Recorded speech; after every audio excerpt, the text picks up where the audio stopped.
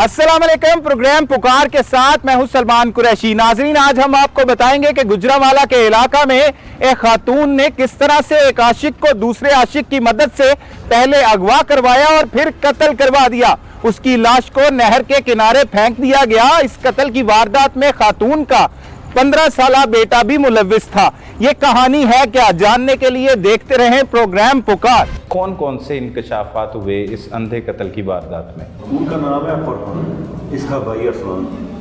उसने एप्लीकेशन रात को दी कि मेरा भाई गुम हो गया है, मेरा भाई किसी ने अगवा कर लिया है। हमने मुकदमा दर्ज किया। सुबह इसकी अगली सुबह थाना सदर के इलाका खेड़ी सासी में इसकी डेड बॉडी मिली।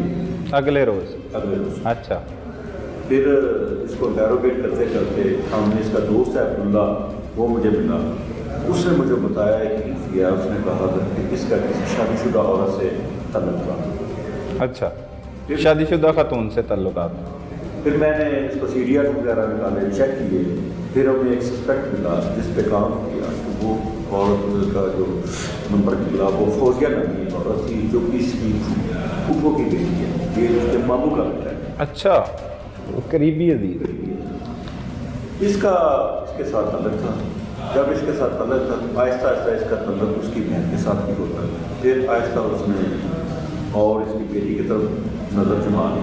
इस औरत को दोबारा ना किया। इसने कहा कि अब इसने मनसूबा कर दिया कि अब मैंने इसको इस दुनिया से फारिग कर दिया। अच्छा, खातून ने प्लानिंग की? खातून ने प्लानिंग कर दी। खातून का एक अर्ली खाला का बेटा है, वहाँ लाहौर रहता है, जिसका नाम मोहम्मद नवाज है, रिक्शा चलाता है। खातून ने अपने साहबका उसके साथ खरीद की, लैंडस्लाइड की, तल्लुक था। मेरे ये बात बढ़ गई है, मेरी बर्दाश्त से बाहर हो गई है, मैं अपने खामन को भी नहीं बता सकती, मुझे ब्लैकमेल करता है। उसने कहा कि ठीक है, फिर इसके कत्ल का मनसूबा ही बनाया।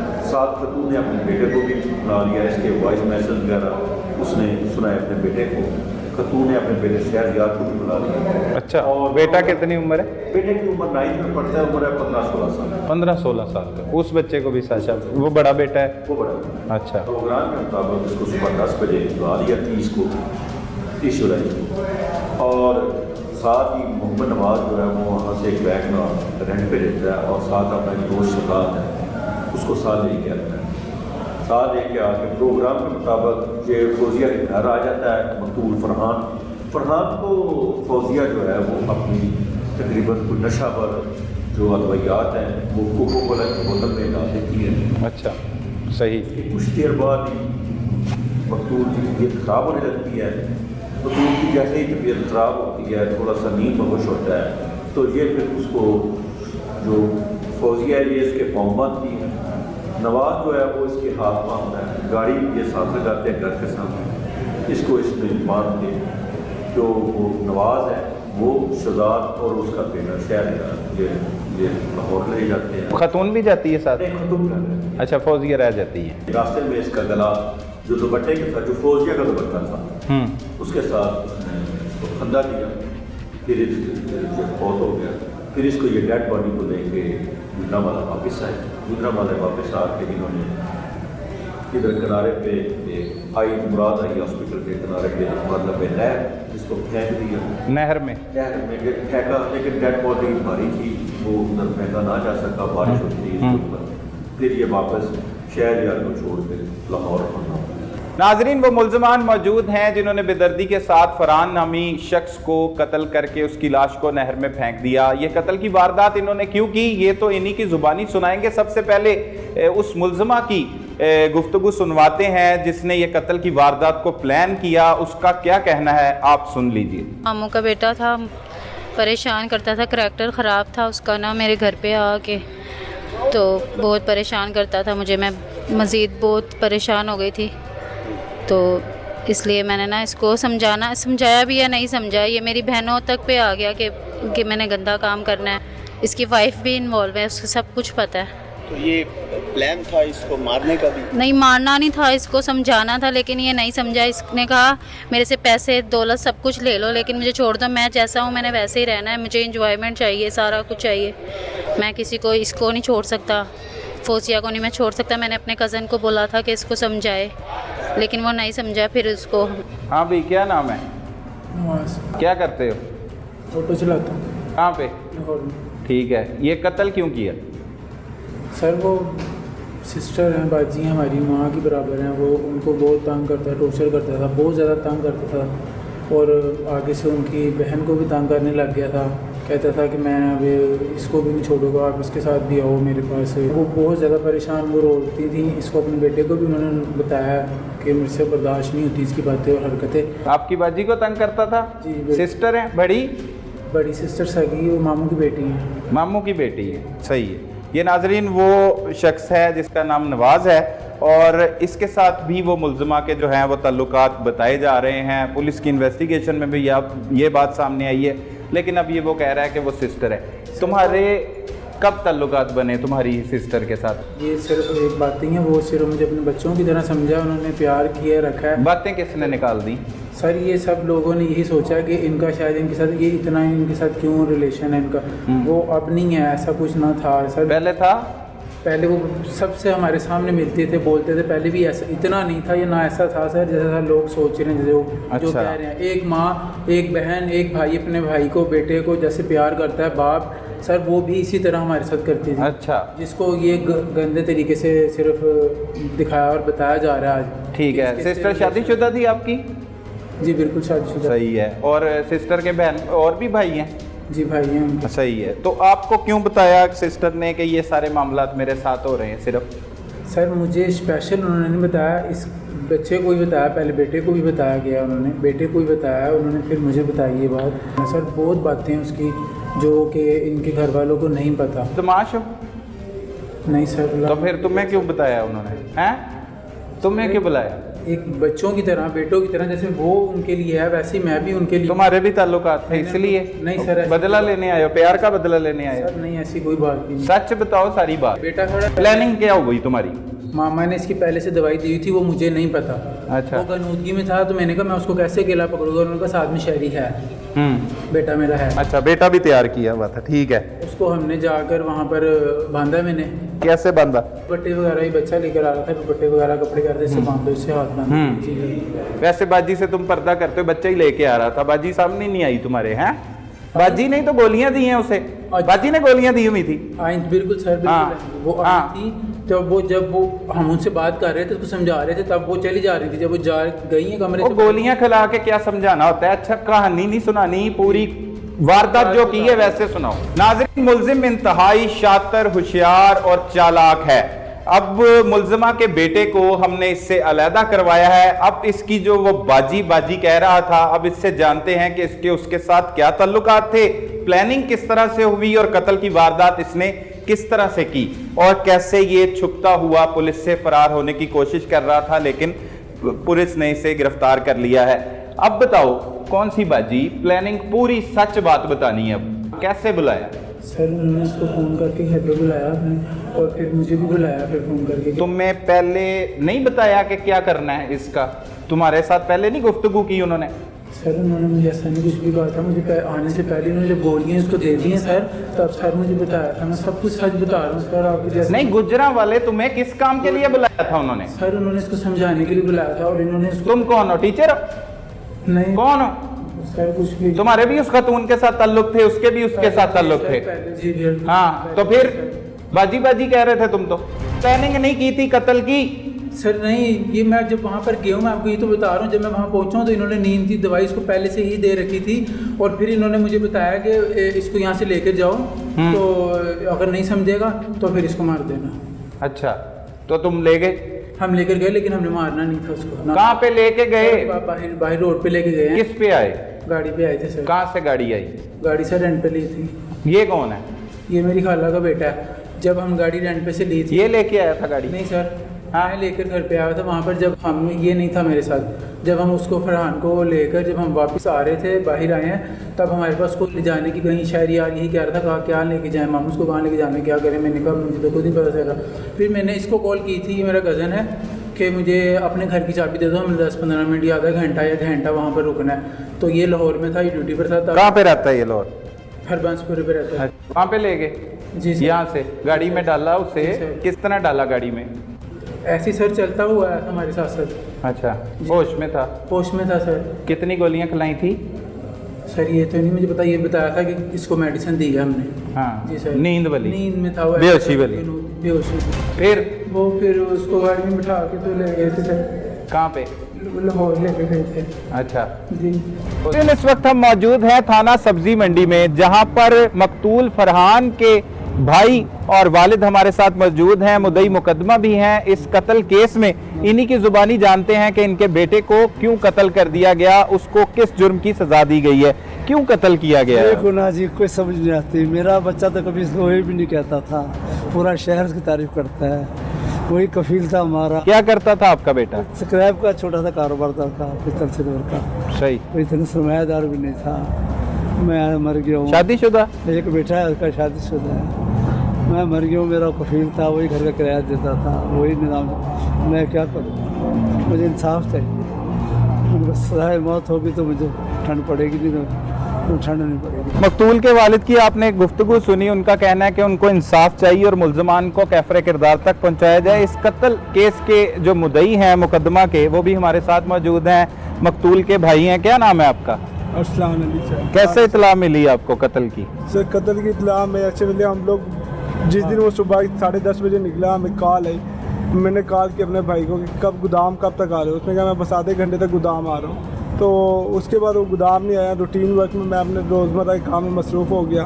फिर 2 घंटे बाद मैंने अपने भाभी को कॉल की। मैंने कहा भाई घर पे हैं? तो उन्होंने कहा नहीं, वो निकल गए हैं। तो मैंने कहा अभी तक गोदाम नहीं पहुँचे। वो भी परेशान होगी, मैं भी परेशान हो गया। मैंने अपने तौर पे जो उनके थे दोस्त अहबाब वगैरह, उनसे साहब से मैंने कॉल की, उनसे पूछा कि यहाँ पे नहीं आए, यहाँ पे नहीं आए। तो किसी ने कोई जवाब नहीं दिया। वो कहा नहीं यहाँ पे नहीं आए। मैंने अपने दोस्त को कॉल की।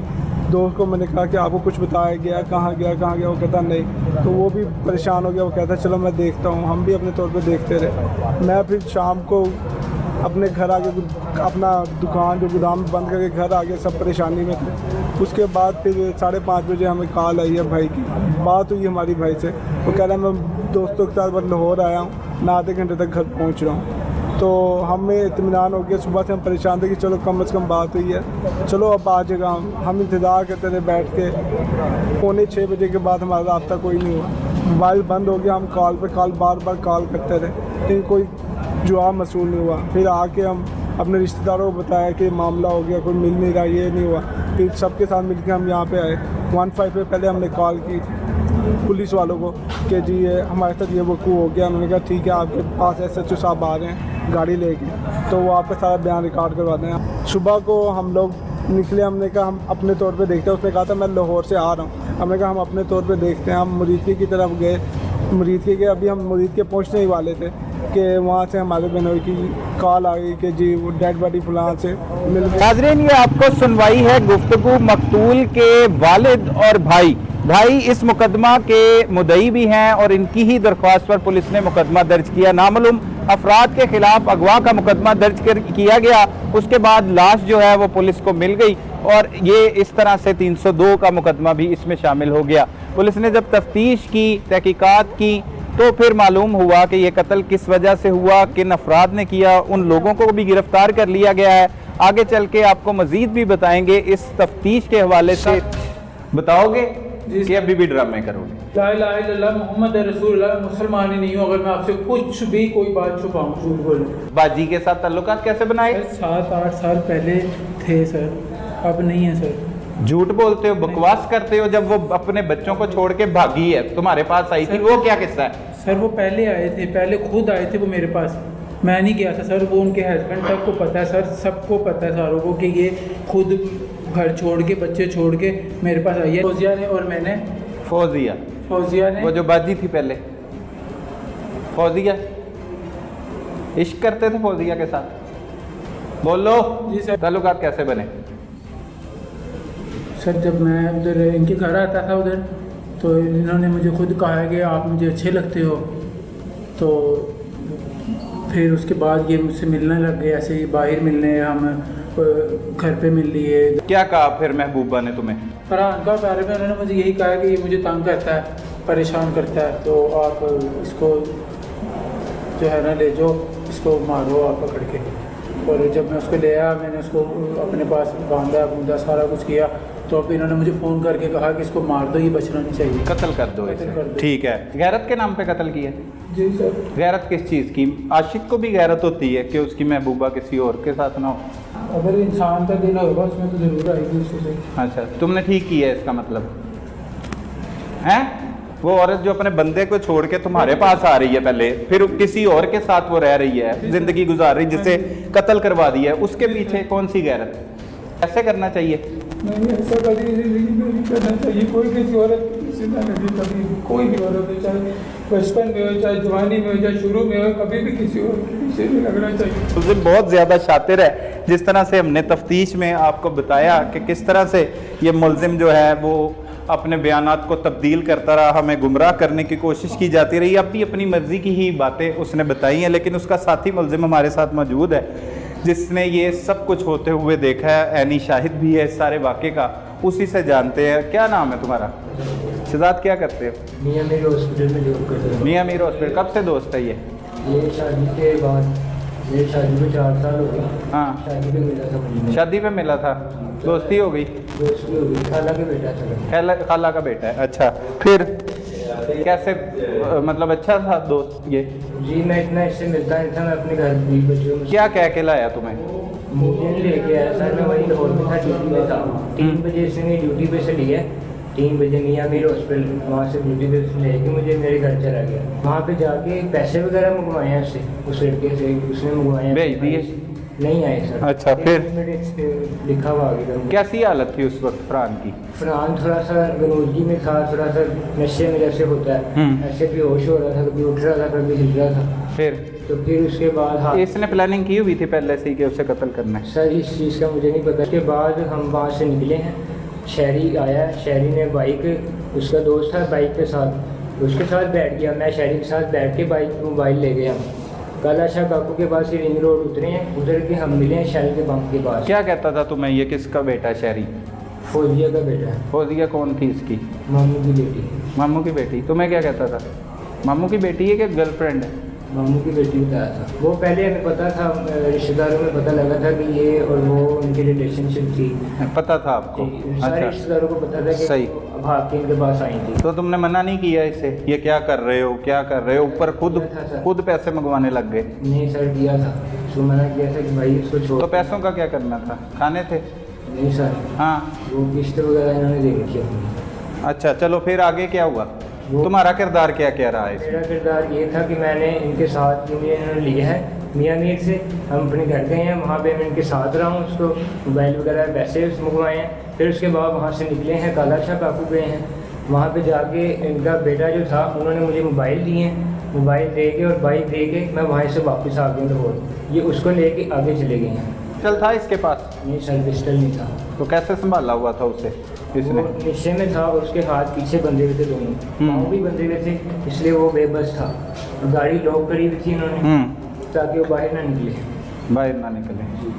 तो अब क्या होना चाहिए तुम्हारे साथ?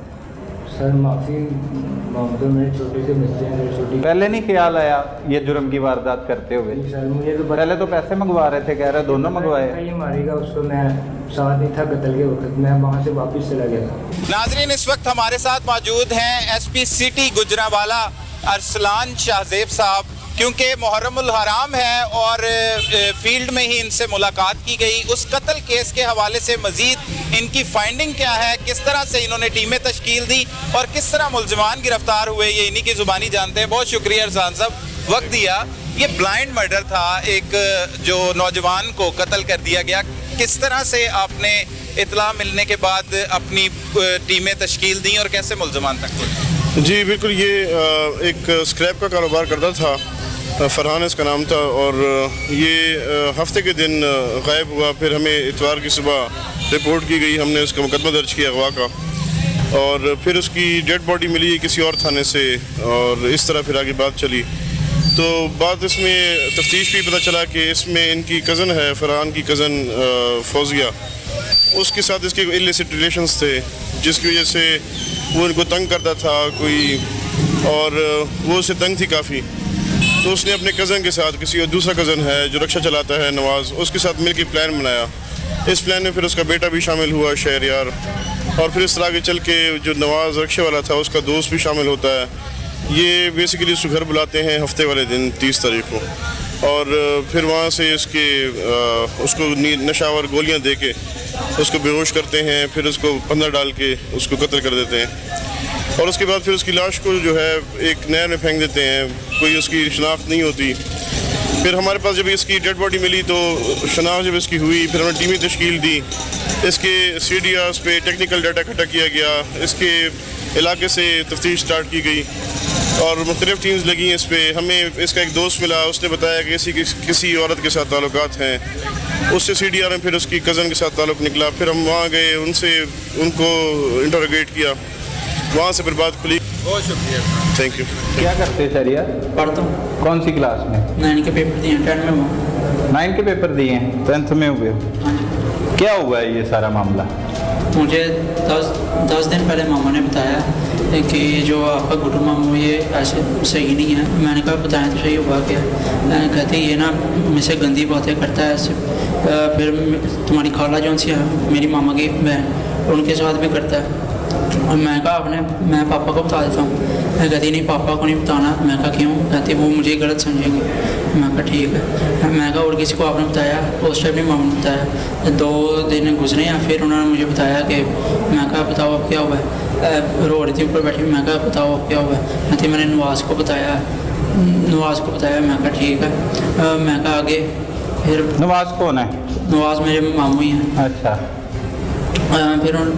फिर 2 दिन गुजरे हैं। 10 दिन पहले मामा ने मुझे बताया था ना, 2 दिन और गुजरे हैं। फिर मामा ने मुझे कहा, नवाज़ मुझे कहा मैं ना एक गाड़ी लाऊंगा, गाड़ी में से आप ना बेहोशी की दवा पिलाना।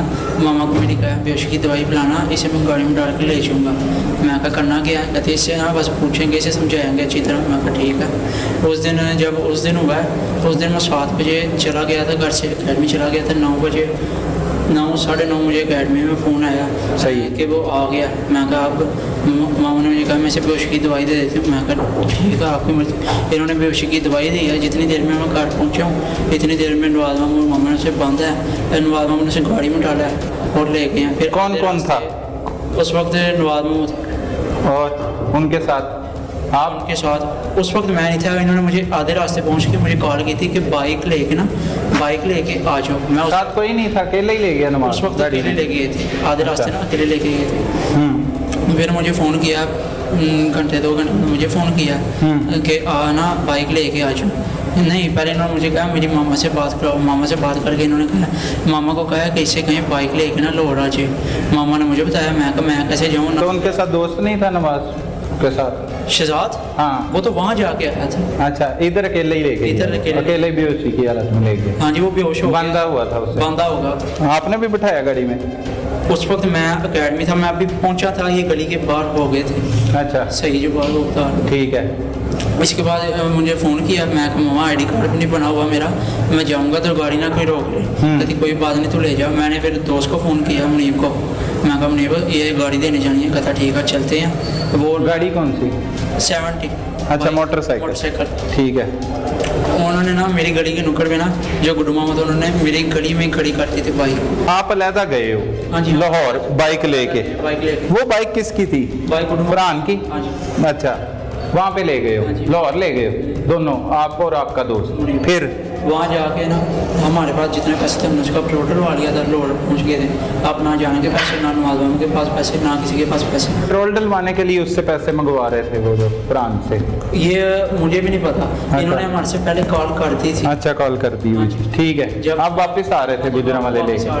ठीक है। वहाँ थोड़ा सा आगे और चले हैं। शहजाद कहता मैं लेट हो जाऊँगा, मुझे बाइक और मोबाइल दे दो, मोबाइल में जाते हुए फेंक दूँगा, बाइक में ले जाऊँगा। ठीक है। मोबाइल और बाइक उनको दे दिए।